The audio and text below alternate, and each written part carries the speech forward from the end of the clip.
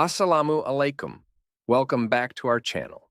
Where learning about the beautiful teachings of Islam is both fun and engaging.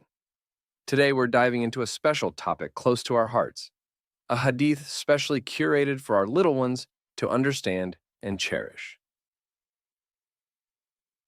Let's explore the hadith. The best amongst you is the one who is the best towards his family.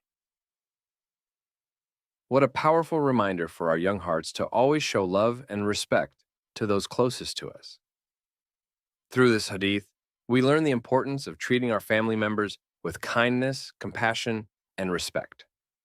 Whether it's sharing toys with siblings, helping parents with chores, or simply saying, I love you, every little act of goodness matters. Isn't it amazing how a simple hadith can inspire us to be better versions of ourselves? Let's always remember to be kind, loving, and respectful towards our family, just like our Prophet Muhammad, peace be upon him, taught us.